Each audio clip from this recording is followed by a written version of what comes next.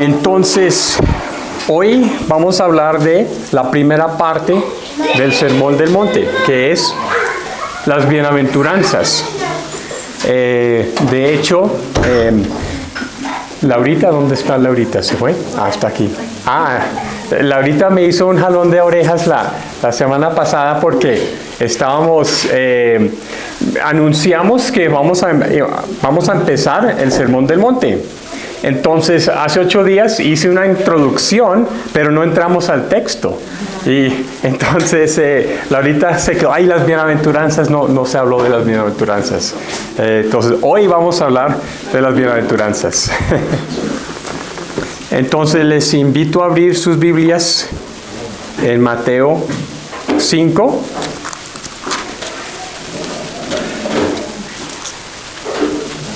Y vamos a leer la primera parte de las bienaventuranzas. Página 1067, porque vamos a comenzar con el versículo 1 de Mateo. 1067, Mateo 1. Dice: cuando Jesús vio a toda esa gente, subió a la ladera de una montaña. Se sentó y allí llegaron sus seguidores. Entonces comenzó a enseñarles lo siguiente: afortunados los que reconocen su necesidad espiritual, porque el reino de Dios les pertenece. Afortunados los que están tristes, porque Dios los consolará. Afortunados los que son humildes, porque la tierra que Dios prometió será de ellos. Afortunados los que tienen hambre y sed de justicia, porque quedarán completamente satisfechos por Dios. Hasta ahí por hoy. Entonces, imaginémonos esa escena. Jesús vio a mucha gente. Para poder hablarles mejor, se subió un montecito y entonces estaban sus seguidores, sus discípulos, ahí pegaditos a él. Pensámonos a él como arriba, inmediatamente debajo los 12 discípulos escuchándolo, y más abajo ya toda la multitud, miles de personas ahí escuchando la multitud. Entonces Jesús está hablando a sus discípulos y la multitud está escuchando, porque Jesús va a explicar a sus discípulos de qué consiste el reino de Dios. Los discípulos tienen que ser los primeros en entender en qué consiste el reino de Dios, para quién es y lo demás, para poder ellos luego trabajar con la multitud y llevarlo a los demás.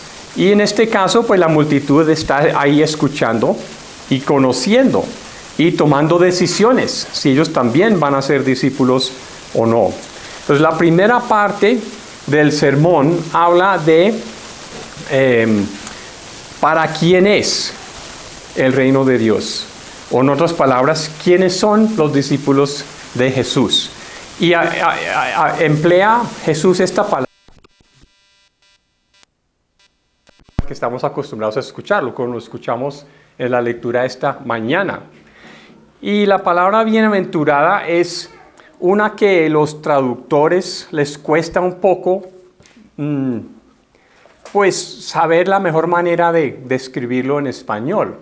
Bienaventurado suena muy religioso, ¿qué significa bienaventurado? Pues si uno se pone a pensar, de pronto puede decirlo, pero no es una palabra que usamos afuera del Sermón del Monte o otros pasajes de la Biblia. Entonces, es muy común en traducciones más actualizadas, por ejemplo esta, afortunados. Pero no me gusta mucho la palabra afortunados, no me gusta porque suena a, buena suerte.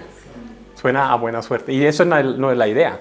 Otras versiones actualizadas dicen dichosos, pero dichosos tampoco me gusta porque da la idea de que es como una felicidad superficial, y tampoco se trata de eso.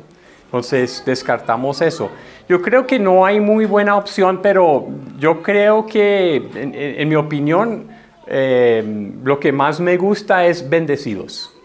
Bendecidos. Eso sí nos acerca un poquito más. Bendecidos. Eso sí creo que lo entendemos. entendemos que cuando decimos bendecidos significa bendecidos por Dios. Es implícito. No simplemente bendecidos, pero bendecidos por Dios. Entonces esa palabra creo que es lo que más me gusta, tomando en cuenta todas las opciones. Significa entonces, Jesús va a hablarnos de quiénes son los bendecidos por Dios. ¿Quiénes son los bendecidos? O en otras palabras, la gracia de Dios está sobre estas personas. La gracia de Dios está sobre quiénes, sobre estas personas que va a hablar.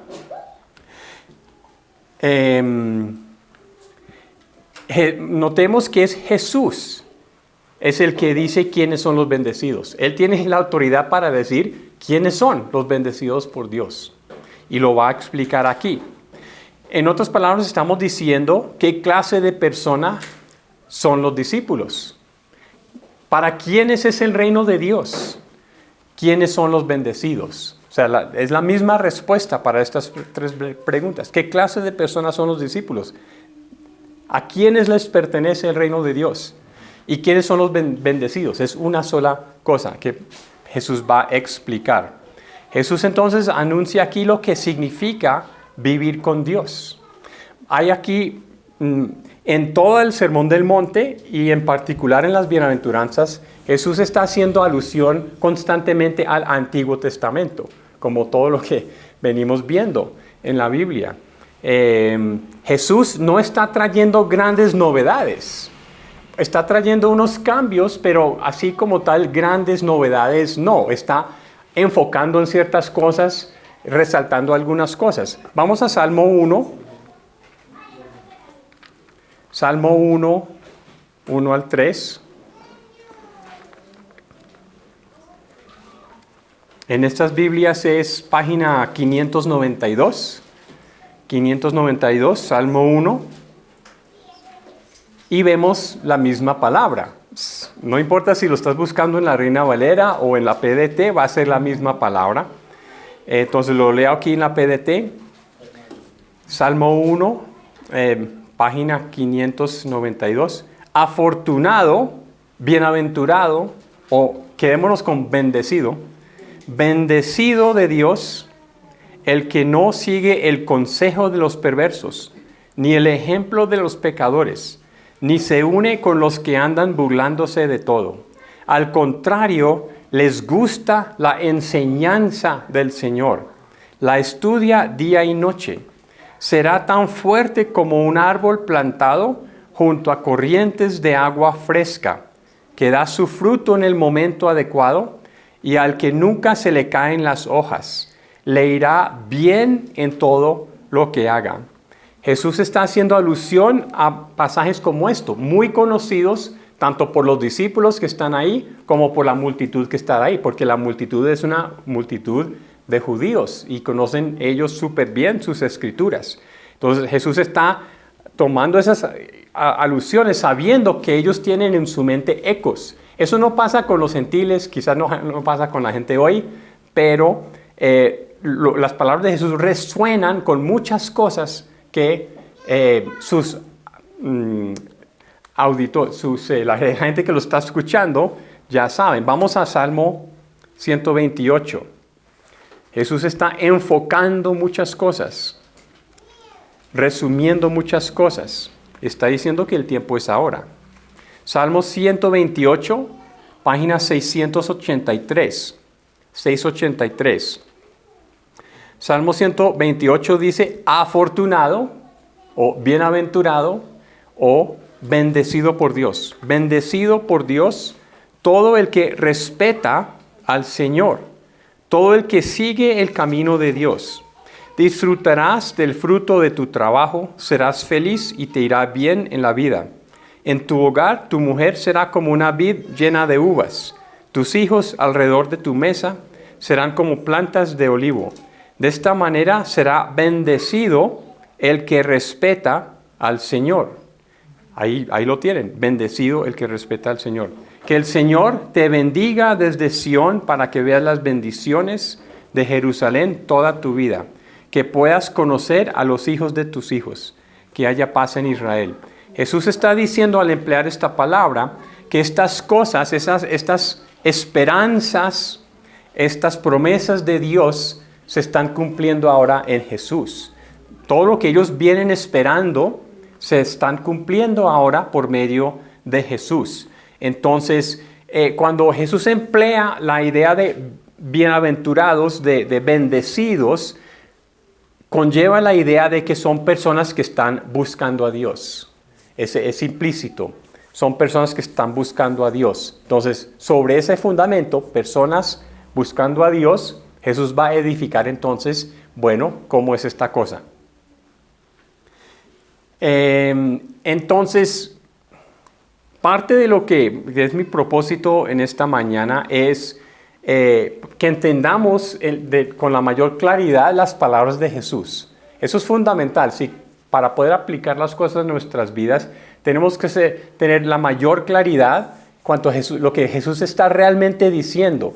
Este pasaje es tan importante en la Biblia, tan leída, tan conocida, que se acumulan muchas ideas que no son parte de lo que Jesús quería decir. El primer objetivo es, ¿qué quería decir Jesús con lo que está diciendo acá? Entonces dice, afortunados los que reconocen, volviendo a Mateo 5, página 1068, afortunados los que reconocen su necesidad espiritual, porque el reino de Dios les pertenece. Vamos a la Reina Valera, en este caso, para recordarnos, igual lo sabemos, bienaventurados los pobres en espíritu, los pobres en espíritu, emplea la palabra pobres, porque de ellos es el reino de los cielos. Aquí la palabra pobre significa indigentes, es una palabra fuerte, indigentes. ¿De quién es el reino de Dios? De los indigentes. Eso no lo sabían, ¿verdad? Mendigos. El reino de Dios es para los mendigos. Y claro, dice ahí pobres en espíritu. Pero cuando dice pobre en espíritu, nuestra tendencia es espiritualizarlo. Pero Jesús no lo está espiritualizando. Cuando Él dice pobres en espíritu, está hablando de que su mala condición de estos mendigos indigentes los tiene mal de ánimo. O sea, una pobreza exterior genera malos sentimientos al interior. No estamos hablando de un pobre feliz. Estamos hablando de pobres infelices. Estamos hablando de personas que son oprimidos y deprimidos. Oprimidos por todo lo que están sufriendo externamente, que genera depresión interior. O sea, por eso Jesús dice pobres en espíritu. Pobres, literal, materialmente pobres, que entonces por eso están muy mal por dentro. Eso es normal. El pobre feliz, yo sé, es una fantasía. Pues sí, obviamente Dios obra, pero Jesús no está hablando de eso. Jesús está hablando de personas que están mal por dentro y por fuera. De esos es el reino de Dios. Son las personas olvidadas, las personas ignoradas por el mundo, personas aplastadas por las presiones de la vida, personas necesitadas, insignificantes, impotentes. Eso es lo que Jesús está diciendo. De ellos es el reino de Dios. Eso es muy inesperado. Si Jesús dice, bueno, les voy a decir de quién es el reino de Dios. Obviamente de los poderosos, obviamente de los ricos, obviamente de los políticos. No, Jesús va a lo más abajo de la sociedad y dice, es de ellos. No es de los que están arriba, es de los que están abajo. Primera gran sorpresa. En ese sentido, Jesús no, aunque Jesús está acudiendo a ideas muy conocidas por ellos los está poniendo al revés. Los está dando un giro muy inesperado. Entonces, lo que Jesús dice es, por un lado, muy esperado y por otro lado, muy inesperado. Entonces, es importante que entendamos cómo es eso. Aquí Jesús está haciendo alusión a Isaías 61. Vamos entonces a tener como una mano o dejar un dedito en Mateo 5 aquí y pasar a Isaías, porque vamos a volver y pasar a Isaías 61. Isaías 61.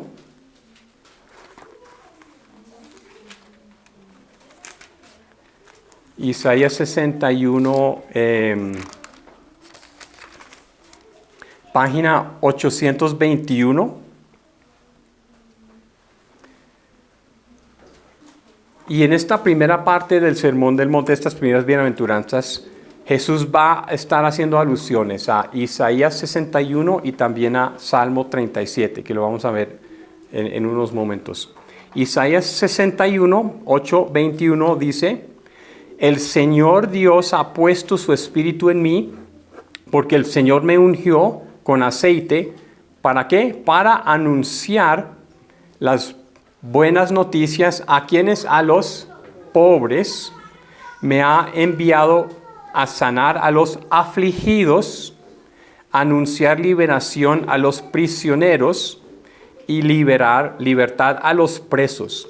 En Isaías 61, el pueblo de Israel está enfrentando la situación donde después de que habían sido regresados a la tierra, ellos habían estado 70 años en el cautiverio babilónico y Dios los regresó a la tierra, pero en la tierra otra vez estaban en su tierra, eso está bien, pero estaban pobres, habían impuestos sobre ellos, aunque habían sido liberados de los babilonios, ahora estaba sobre ellos los persas, y los persas los estaban pues oprimiendo, sacándoles, o sea, era imposible ser rico en esa época porque cualquier cosa que ganaban le tocaba pagarlo a los persas. Apenas tenían para comer. Entonces, es en ese contexto, o sea, en esa época todos eran afligidos, todos eran pobres, todos eran prisioneros, no en una prisión, pero en el sentido de que son bajo la opresión del imperio persa.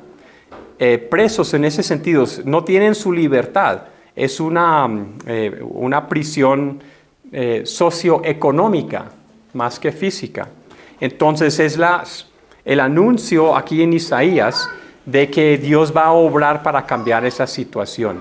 Entonces, en el tiempo de Jesús, la gente se encontraba en exactamente la misma situación, solo que cambia el imperio, ya el imperio de Roma, pero están en la misma condición de pobreza. Entonces Jesús está diciendo, el reino de Dios es de ellos, tiempo presente, el reino de Dios ya es de ellos. Recordemos que Jesús venía anunciando que el reino de Dios se ha acercado. No dice que ya llegó, dice se ha acercado. Se ha acercado significa ¿qué? Que ya está, no, pero está aquí mismo, está próximo, está a un paso, ha llegado, perdón, o sea, ya está cerca. Lo que está es cerca. El reino de Dios, por decirlo así, el reino de los cielos comienza en los cielos, comienza desde los cielos y se acerca a la tierra. Está muy cerca. No está, pero está muy cerca. Entonces, por eso son buenas noticias para las personas pobres. Usando estas palabras, indigentes, mendigos. Así se encontraba la mayor parte de la población, materialmente hablando y también en cuanto a su estado de ánimo. Van de la mano las dos cosas. Entonces Jesús está citando el Antiguo Testamento, primero dando a entender que se dirige a los pobres,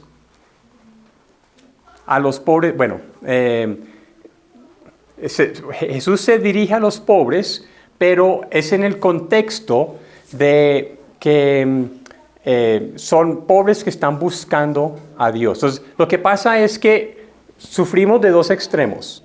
Por un lado, cuando escuchamos pobres en espíritu, la mayor parte de la iglesia en su historia ha tomado eso como que no tiene que ver con la situación material, que simplemente está hablando de aquellos que lloran porque son pecadores o que están mal por dentro, pero Por ejemplo, de pronto para que personas como nosotros nos identifiquemos más fácilmente, porque la mayoría de nosotros no estamos pasando la necesidad que está hablando aquí. Entonces, para que aplique a nosotros, decimos, bueno, yo soy pobre en espíritu, porque bueno, me quebranto por dentro, me siento dependiente de Dios o algo así. Pero eso no es lo que está diciendo Jesús. Esas cosas pueden ser ciertas, pero no está hablando de Jesús. El otro extremo es decir que el solo ser pobre significa que o sea, todos los pobres del mundo. Entonces el reino de Dios es todos los pobres del mundo. Si no tiene que ver con lo espiritual, entonces quizás ya simplemente como el pobre virtuoso. Es como una idea que se tiene. Uno es virtuoso solo porque es pobre. Tampoco es la idea.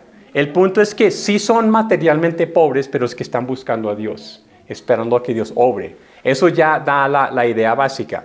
Y nosotros nos podemos identificar con buscar a Dios. Seamos pobres o no pobres, podemos ser personas que buscamos a Dios para traer solución a la cosa. Entonces Jesús está diciendo, el reino de Dios, en primer lugar, es para los pobres que buscan a Dios. Y pues podemos decir que en segundo lugar, para los no tan pobres que también buscan a Dios. La idea es que Jesús, al decirlo así, no está excluyendo a las demás personas, sino para que las demás personas vean qué tan bendecidos son los discípulos de Jesús y que querrán lo mismo. Eso es lo que significa ser luz. Más adelante, después de las bienaventuranzas, Jesús va a hablar de cómo sus seguidores son sal y luz. Entonces, ser luz significa que somos bendecidos por Dios y la gente van a decir, uy, queremos también esa bendición. Pero por el momento estamos hablando de esta condición de pobreza material que son los principales receptores del reino de Dios, buscando a Dios. Entonces, hay que aclarar eso. Estamos hablando de personas que sí están buscando a Dios. Llegamos al segundo. Afortunados, bendecidos los que están tristes o los que lloran, porque Dios los consolará. Aquí tristes se habla de personas que están de luto, están en duelo, afligidos. Yo creo que es mejor usar la palabra afligidos. Si para el primero vamos a usar la palabra indigentes, aquí podemos hablar de afligidos o abatidos, personas que están sufriendo. Igual esperando en Dios. Paso a Isaías 61 otra vez, porque es lo que Jesús está haciendo alusión. Isaías 61, versículos 2 y 3 dice, me eligió para anunciar el año que el Señor se mostrará favorable y el día en que nuestro Dios se vengará. Me eligió también para consolar a todos los que están tristes, para darle al pueblo afligido de Sión una corona en vez de cenizas, aceite de alegría en vez de luto, vestido de alabanza en vez de espíritu triste. Ellos serán llamados robles de justicia, la planta gloriosa del Señor. Este es el pasaje que Jesús tiene en mente, que está citando palabras clave de esta profecía de Isaías. Entonces, estas personas en Isaías están viendo el desastre de Jerusalén, la santa ciudad de Dios, el pueblo de Dios, y en el tiempo de Jesús la situación es la misma. Entonces, aquí nos hacemos la pregunta. ¿Estamos afligidos por ver la condición del mundo? ¿Estamos afligidos por ver la condición de la iglesia de Dios? Esa es lo que está en ruinas. Dice entonces que los afligidos, los que están sufriendo, y también aquí estamos hablando de aflicción y sufrimiento que es externo, material sobre uno, dolencias físicas que generan al interior dolencias al interior, lo mismo que la anterior. La promesa entonces es que serán consolados, serán consolados. Aquí el tiempo es futuro. En el primero, el reino de Dios ya es de los pobres en espíritu. Aquí los que lloran serán consolados, es futuro. Toca aguantar un poquito más la tristeza, porque como vimos en Isaías 61, apunta a un día de restauración, un día cuando Dios va a obrar, el día cuando llegue el reino de Dios, o el día de juicio, pero el día de juicio son buenas noticias para los pobres y los tristes, porque el día de juicio es el día de justicia, el día cuando finalmente se hará justicia. Entonces, la expectativa de los que buscan a Dios es esperando que Dios va a poner en orden las cosas. Dios va a traer justicia. Finalmente no somos capaces, ni los seguidores de Jesús somos capaces de traer justicia al mundo. Solo Dios lo va a traer. Entonces, para nosotros el día de juicio no es algo temeroso, al contrario. Oramos todos los días para que venga el juicio, el día de juicio, porque el día de juicio es el día de justicia para poner en orden todo. Ese es el día, pues de pronto Dios nos puede consolar antes, sí, claro, pero el gran día de la consolación es el día de la justicia. A eso va este pasaje. Tenemos esa esperanza, hablamos de la esperanza, ¿no? En la lectura de Daniel en primera de Pedro. La esperanza que tenemos, una parte fundamental de nuestra esperanza es este día, el día de la consolación, y no solamente es una consolación interior, que ya no nos sentimos mal. Cuando Dios habla de un día de consolación es porque Dios quitará el motivo por el sufrimiento. Ese es el punto. No es solo sentirnos bien, eso es lo de menos. Lo importante es que el motivo del sufrimiento es corregido, subsanado.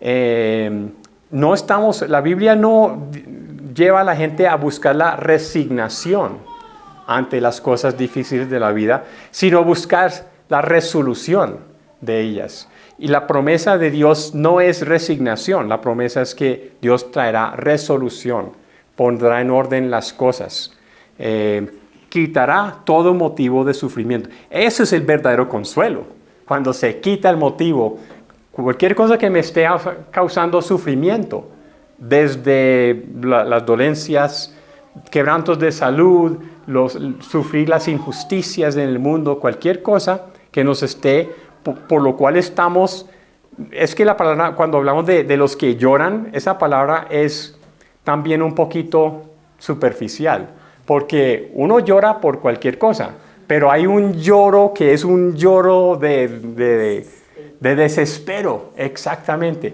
Ese es el lloro que está hablando, es el lloro del desespero, no simplemente unas lagrimitas.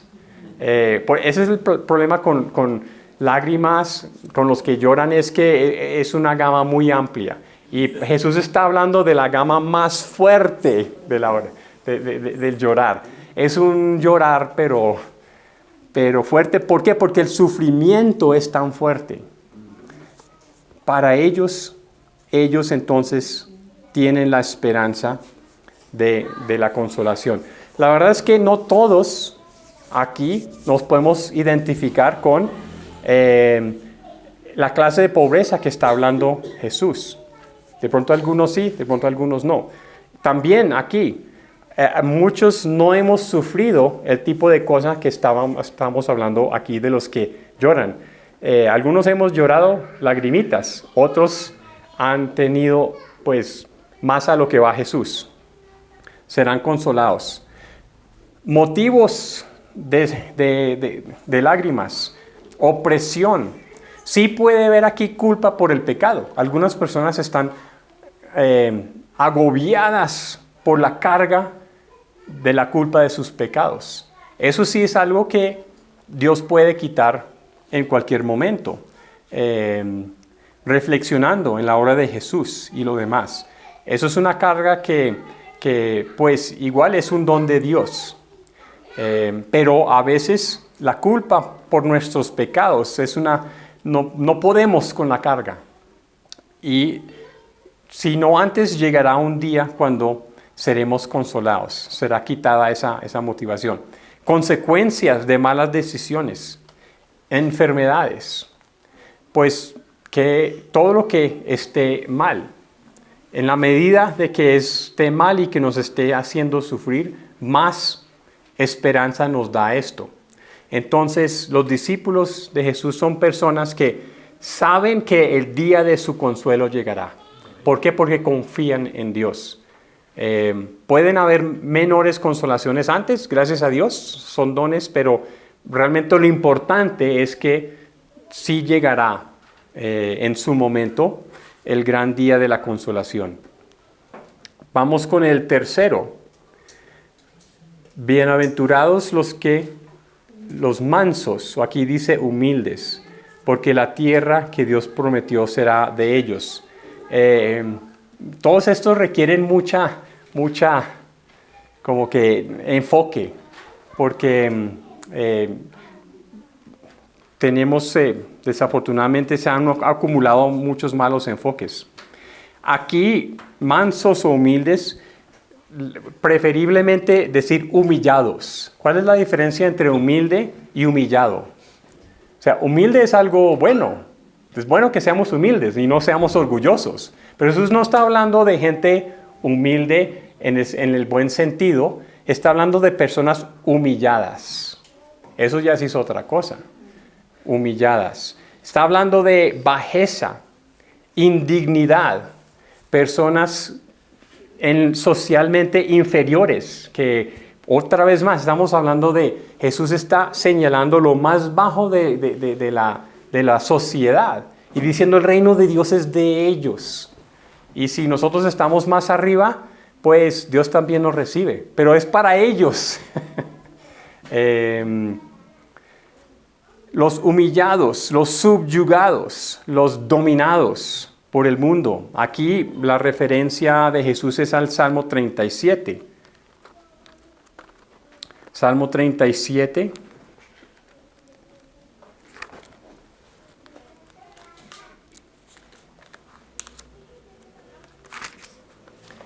Y versículo 10 al 11, página 616. 616, Salmo 37, 10 al 11, dice: en poco tiempo los perversos habrán desaparecido. Por más que intentes encontrarlos, no los hallarás. En cambio, los humildes recibirán la tierra, y los pobres disfrutarán de abundante prosperidad. Es a esto que Jesús está aludiendo. Aquí la idea de los perversos, por eso leí el versículo 10, es que estas personas no solamente son humildes, sino humillados a manos de quién, es la pregunta. Han sido humillados. Son pobres porque han sido humillados. Se les ha quitado su tierra. En el tiempo de Israel se trataba de tener, según los principios del Antiguo Testamento, unas protecciones para la gente. La idea es que cada familia tuviera su terreno y pues cuando uno tiene terreno, el terreno es su sustento, de ahí viene su alimento, es su lugar. Entonces cuando le va mal a alguien, había protecciones para que la familia no perdiera su terreno. Si una familia pierde su terreno, ¿qué pasa? Ya es una pobreza de ahí en adelante, porque ya se pierde su forma de sostenerse. Entonces, la tierra es todo. En este contexto agrícola, en el contexto que está hablando el Antiguo Testamento y también Jesús en su momento. Y lo que pasaba es que los ricos y los poderosos se aprovechaban de situaciones y iban quitando la tierra de la gente. Ay, no pudo pagar sus impuestos. Ay, regálame su tierra. Ay, usted le fue mal en una cosecha. Venga, le presto plata para el próximo año. Y después no me puede pagar esa plata. Ay, qué pena, me toca coger tu tierra. O sea, lo que pasa, yo creo que en todas partes del mundo hasta el día de hoy. Entonces, cuando Jesús dice, ellos heredarán la tierra, está hablando de que van a recibir la tierra que les fue quitada. Estamos hablando otra vez, no estamos hablando del mundo, así, estamos hablando de tierra práctica, de lo día a día. Estas personas se les fue quitado su forma de sostenerse. Aquí entonces, cuando Dios les dará la tierra, está hablando de una inversión de poder y autoridad. Los que están abajo serán puestos arriba y los de arriba serán puestos abajo. A los de arriba les va a tocar vivir algo de lo que ellos hicieron vivir a los demás. Es una inversión del orden social. Entonces, estas son muy buenas noticias para las masas y no tan buenas noticias para la élite. Jesús chocó con la élite, pero fue muy bien recibido por los que están sufriendo, los pobres, los humillados. Entonces, esta inversión de poder y autoridad es para poner en orden las cosas como deberían ser, según el plan original de Dios. Dios tenía el diseño de que el ser humano dominara sobre la tierra, no que unos humanos dominaran sobre otros humanos. Eso es una distorsión completa del propósito original de Dios desde la creación. Entonces, esta inversión de poder y autoridad también sucederá en el día de la justicia y se pondrá en orden entonces según el propósito original de Dios. Los dominados reinarán y esa sujeción terminará. Y los seres humanos otra vez serán hermanos en vez de amos y esclavos. El cuarto, vamos a ver 4 el día de hoy. El cuarto entonces, versículo 6 de Mateo. Afortunados o bienaventurados o bendecidos los que tienen hambre y sed de justicia, porque quedarán completamente satisfechos por Dios. Hambre y sed de justicia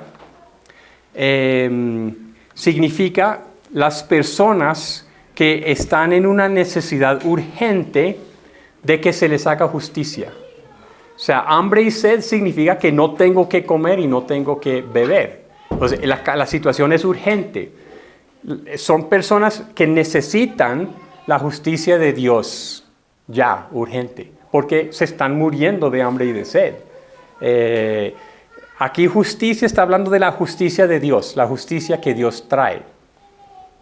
Entonces sería la palabra hambrientos. Hambrientos por su necesidad de que se les haga lo correcto.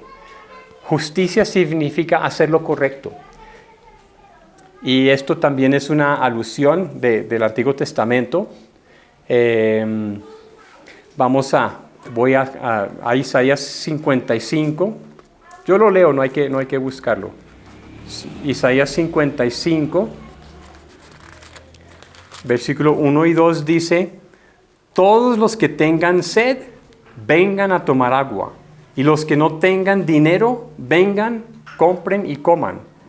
Compren vino y leche, sin que les cueste nada, gratis. ¿Para qué gastar el dinero en lo que no es verdaderamente comida? ¿Para qué desperdiciar los ingresos en lo que no satisface realmente? Escúchenme con atención, así comerán bien y disfrutarán de buena comida. Eso es lo que está detrás de esta bienaventuranza. Personas que están sufriendo gran injusticia y ¿qué están haciendo? Están clamando a Dios. Igual, no estamos hablando de todos los que están sufriendo injusticia en el mundo. Estamos hablando de aquellos que están sufriendo gran injusticia y están clamando a Dios. Están clamando a Dios. No queremos espiritualizar todo lo que está diciendo Jesús. Está muy aterrizado a lo material, pero está enfocado en quienes en su condición buscan a Dios. Entonces, sufriendo gran injusticia, necesitan ser restaurados con Dios y por Dios. Necesitan la bendición de Dios, porque igual no la van a recibir de los seres humanos. Los seres humanos no lo van a hacer, solo Dios. Por eso su esperanza está en Dios. Jesús vino para corregir todas las injusticias en el mundo. Eso es lo que significa serán saciados. Serán saciados significa que van a recibir lo que necesitan. Una persona con hambre es saciado cuando recibe suficiente comida. Una persona con sed es saciada cuando tiene suficiente bebida. Aquí saciado significa que el nivel de justicia que necesita de Dios la va a recibir cuando Dios ponga en orden todas las cosas. Mira cómo todo esto sigue apuntando hacia el fin, hasta la llegada plena del reino de Dios. El reino de Dios está cerca, pero todavía no está. Pero cuando llegue por fin, todo esto se dará. Eso nos motiva para seguir adelante, para seguir buscando de Dios. En el momento, el enemigo domina en el mundo hasta que Dios lo quite, el día de la justicia. Entonces estamos hablando de personas que son bendecidas por Dios. En primer lugar, bendecidos por Dios. En segundo lugar, ciertas clases de personas, los marginados, los pobres y los explotados. En la Biblia habla de las viudas y los huérfanos. También hablan de los extranjeros refugiados. La Biblia maneja dos clases de extranjeros. O los extranjeros que por razones han tenido que salir de sus tierras. No por opción, sino porque les ha tocado. Extranjeros refugiados. Y la Biblia es muy cuadrada. Ustedes antes fueron así en Egipto, por eso tengan mucho cuidado, ayuden a esas personas. La otra clase de extranjeros son los que vienen para lucrarse, tienen ya recursos, no son pobres, vienen y ya la actitud bíblica sobre ellos ya es diferente. No todos los extranjeros son iguales, hay dos clases de extranjeros. Y aquí estamos hablando de aquellos que están sufriendo todo lo que venimos diciendo. Son personas que vienen y buscan a Dios, ahora entonces como discípulos de Jesús. Estos que vienen y buscan a Dios, ahora se identifican con discípulos de Jesús. Cuando nosotros queremos decir cómo poner esto en práctica, nosotros convirtámonos en discípulos de Jesús. Y bueno, apliquemos esto un poquito. Uno dice, bueno, algunos de nosotros no nos podemos identificar con estas cosas. Indigentes, afligidos, humillados, hambrientos. Unos más que otros se van a identificar con ese cuadro. Para los que sí, bien. Para los que no, personas decimos, bueno, ¿y yo dónde estoy? ¿Dónde encajo yo? La gente por ejemplo, de la media clase, ¿dónde encajan en este cuadro? Bueno, no es que el reino de Dios seamos excluidos, sino que Jesús dijo algo acerca de, usando el término de los ricos, difícilmente entrará en el reino.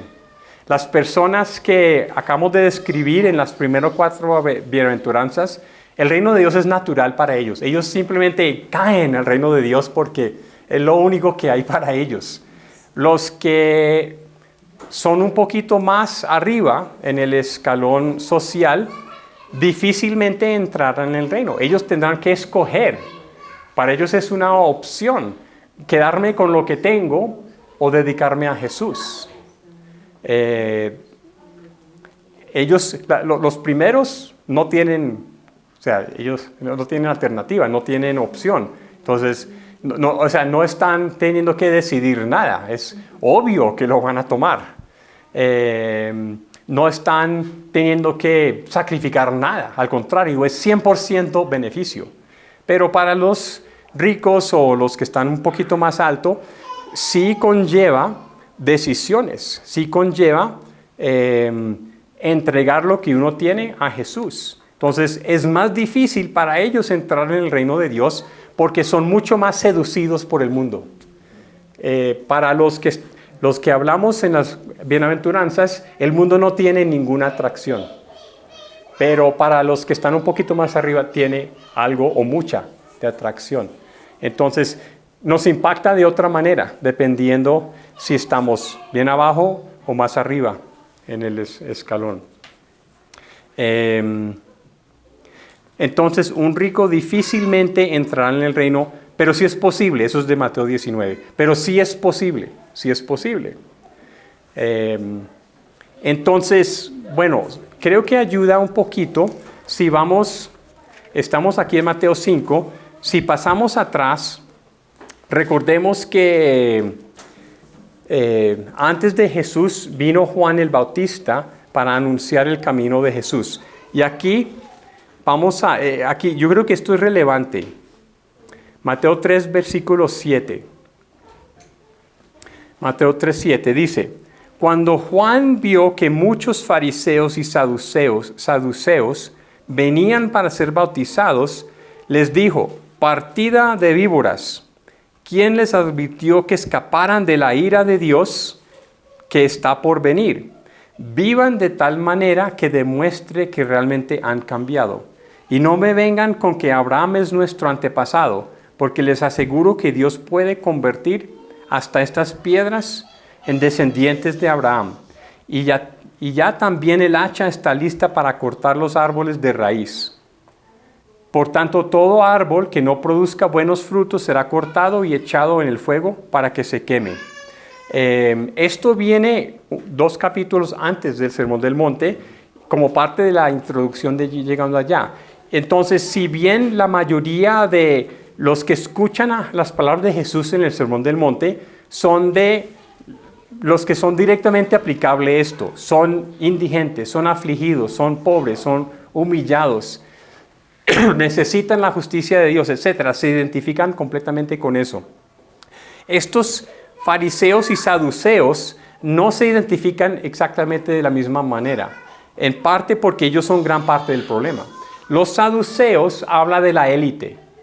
Los saduceos son la clase gobernante.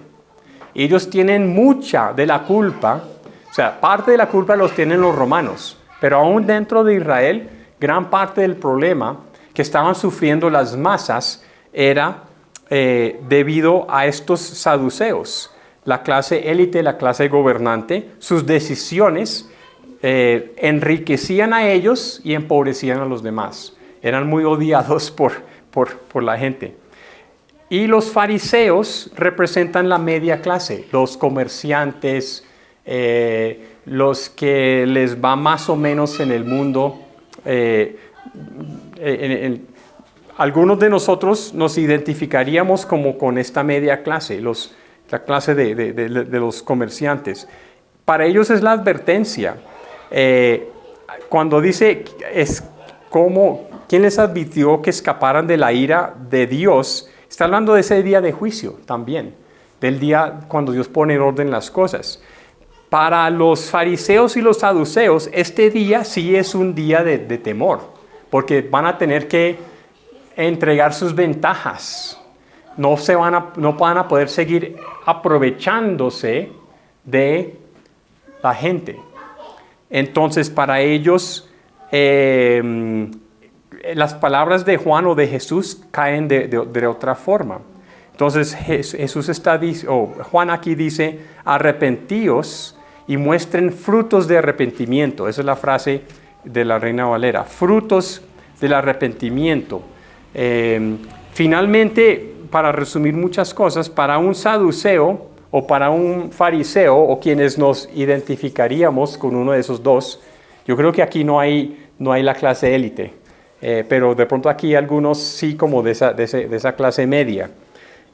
Frutos de arrepentimiento se convierte en la práctica en obedecer a Jesús.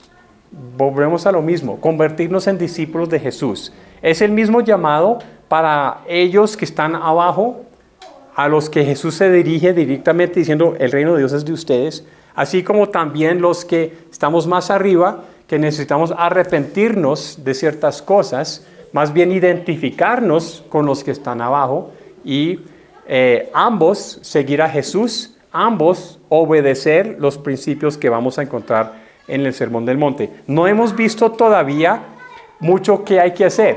O sea, eso llega en 8 días, lo que hay que hacer. Por ahora la única exhortación es seguir a Jesús, seguir a Jesús. Pero la introducción al Sermón del Monte plantea la escena para mostrarnos de quién es el reino de Dios y cuál es la esperanza que tiene.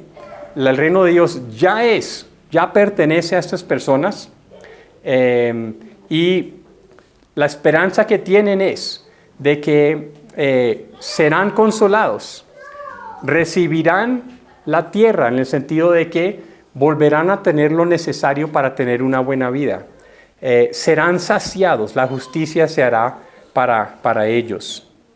Entonces, lo que Jesús proclama aquí no es un deseo, no es un sentimiento bonito, ni siquiera es una promesa, es una declaración de los propósitos de Dios. Es una celebración de lo que Dios va a hacer, una invitación a que todos sigamos a Jesús. En la práctica, Dios cumplió lo que tenía que cumplir en su momento al resucitar a Jesús. Si en 2000 años decimos, bueno, ¿y dónde está todo eso tan bonito de hace 2000 años? La respuesta que damos es, Jesús resucitó. Esa es la garantía y la promesa. Si creemos y confiamos que Jesús fue levantado de la muerte, lo demás se dará, no se preocupe. Pues se ha demorado, yo no sé por qué tanto. Dios es paciente. Y uno dice, no, ¿y cómo podemos aguantar más? Pero si necesitamos algo como a que agarrarnos, Jesús resucitó. Y como decía Dani, dijo que es la resurrección de Jesús que garantiza nuestra salvación. En el pasaje, yo no sabía que él iba a leer ese pasaje, pero es muy, muy relevante de Primera de Pedro. La resurrección de Jesús es la garantía de que el día de la justicia vendrá. Mientras tanto, ¿qué hacemos? Unámonos a Cristo, unámonos a su causa y veremos ya a partir de 8 días qué hacer en la práctica. Aunque decir seguir a Jesús es bastante práctico. Los indigentes, los afligidos, los humillados y los hambrientos, de ellos es el reino de los cielos. Ellos recibirán consolación. Ellos recibirán la tierra.